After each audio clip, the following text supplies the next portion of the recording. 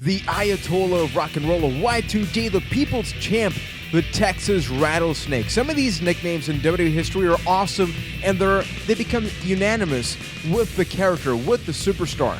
But sometimes it feels very forced, and we just sit there as fans and go, no, that's a good try, that doesn't work. So we have 5 terrible nicknames in the WWE that we're going to be talking about right now, starting off with a guy that we primarily know from WCW. So Sting shows up, and Sting is referred to as the Icon. Just all these nicknames, all of a sudden, he becomes the Vigilante. And then for everybody is the Vigilante Sting, the Vigilante Sting over there. And over here, I can barely say the name. Why do you guys think that was such a bad nickname? What made Sting's a vigilante in his return? That's where it all kind of fell apart for me. Like, oh, he showed up. Now all of a sudden he's a damn criminal. He's a vigilante. It didn't make any sense besides the fact, hey, it sounds kind of cool. And boy, did they ram it down our throats. Every single sentence with Triple H, I'm gonna get the vigilante Sting and all that. It just didn't work. Yeah, he wasn't really taking law into his own hands. He interfered in a Survivor Series match, which is something that happens. Interferences in matches happen all the time. That doesn't make him a vigilante. He did bring a baseball bat once that Triple H sold like a pistol, where he just held it up to his neck and he looked like Triple H was going to get his head blown off. So maybe there's more to it than we think. Just in case, there's really no laws in WWE, so you can't really take the law into your own hands in WWE. You can't, but just in case, the definition of vigilante is a civilian or organization acting in a law enforcement capacity without legal authority. I mean, he's a legally contracted superstar, probably. So Sheriff Austin was the true vigilante of WWE. He was contracted and kicked ass. So there you go. It just didn't make sense. It was way too forced for the little time that he was there. Just to call him that was just way too strong. Now at number 4, this is in no particular order, just 5 that we're doing here, is Big Match John.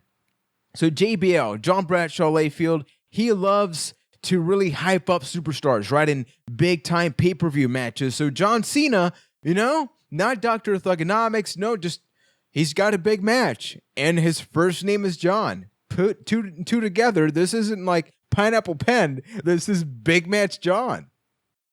This to me was like JBL's fetch. He just wants to make it happen, and it really doesn't happen. Nobody else besides JBL calls him Big Match John, and it's just like, yeah, I get it. John Cena delivers in big matches, but it's just so unoriginal. Literally Big Match John. That's it.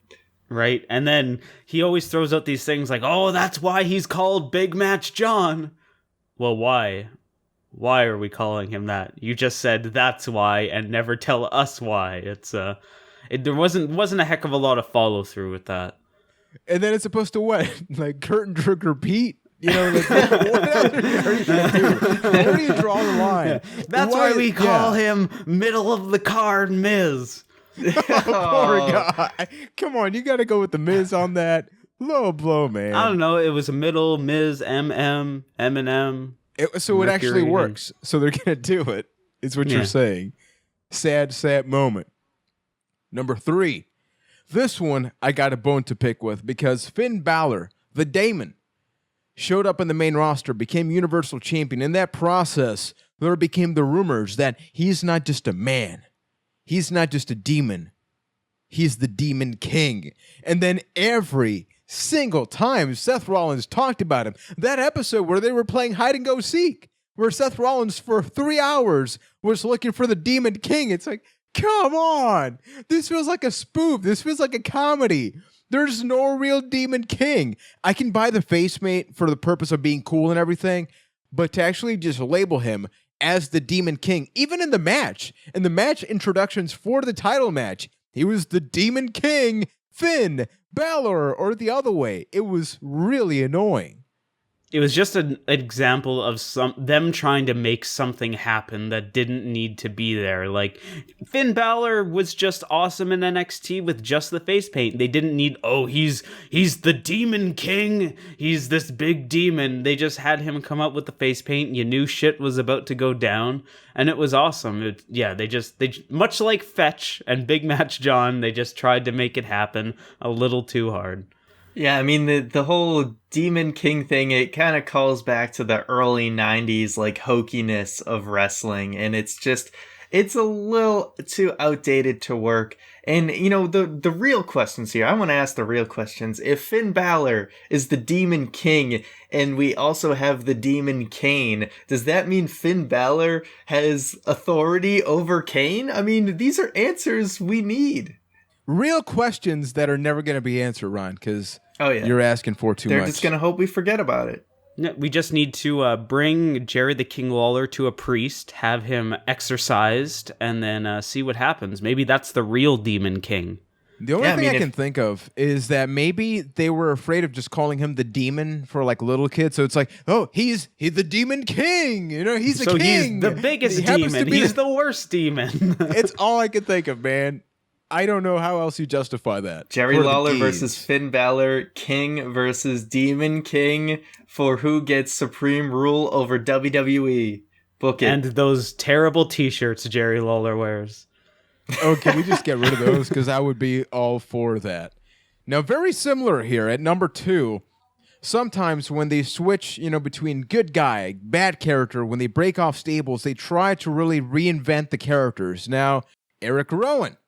He became a babyface on Raw for a solid 3 weeks, I want to say, or something like that. A solid minute. So they're looking at him like, okay, top down, you got your trash bag costume. That's really cool.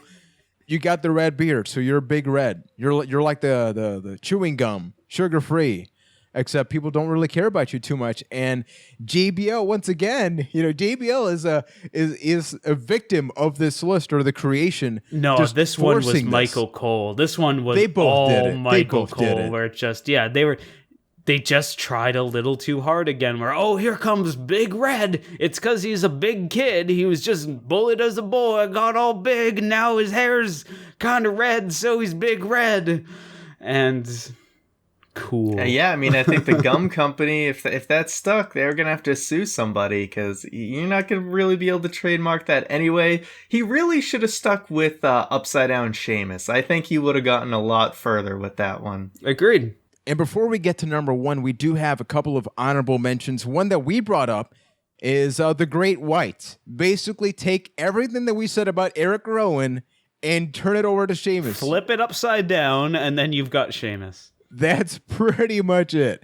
And from some of our patron supporters from Sushan, we have Mrs. WrestleMania, Santina Morella.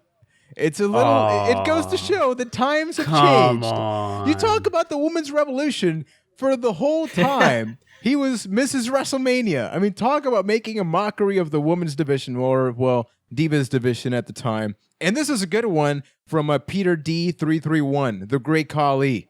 Who can ever forget the Punjabi Playboy? Oh my God. The Punjabi Playboy. Oh boy, that was bad. That was pretty doozy. Bad. So thank you guys for that. Remember, patreon.com/Byte that, which takes us to number 1. It's not even one nickname. We got to hate on Ryback right now. Because between the Big Hungry and the master of the Feed Me More, yes, he actually referred to himself in dead serious promos. Take a hot second here and think about what the master of the Feed Me More implies. Fact, the first time I heard that, I legitimately got out of my chair and I walked out of the room. Because he's in his dead serious interview and he just goes, because I'm the master of the Feed Me More. I'm like, I'm done. I'm done. They can't be doing this. And then with the Big Hungry, what was it with these weird nicknames for Ryback? Because he tried so hard. Yeah, he really liked to eat. They tried so hard with, how many different ways can we incorporate the big guy and Feed Me More into different things. Even the big guy is kind of stupid. Like, Ryback is a big dude. Was he the biggest dude on the roster?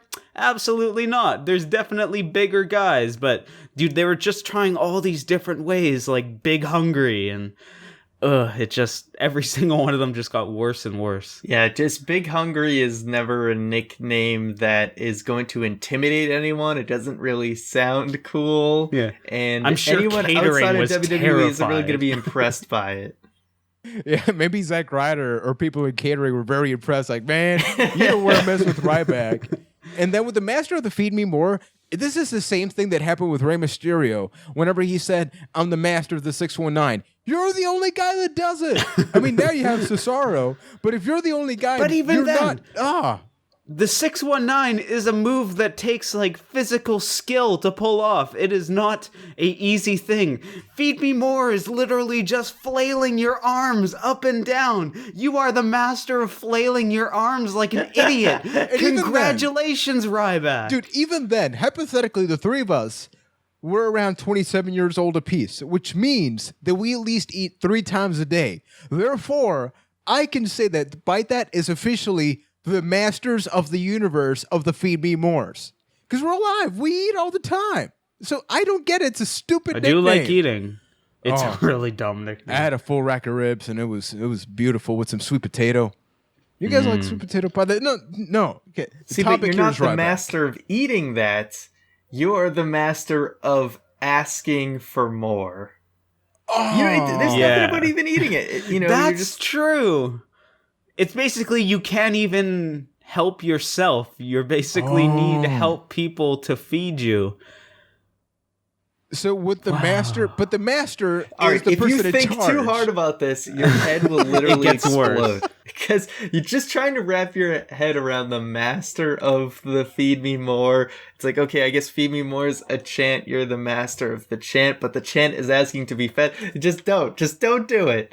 Big Hungry is a weird place. What we can summarize is that is exactly why that is number 1 on this list, because it is just simply awful.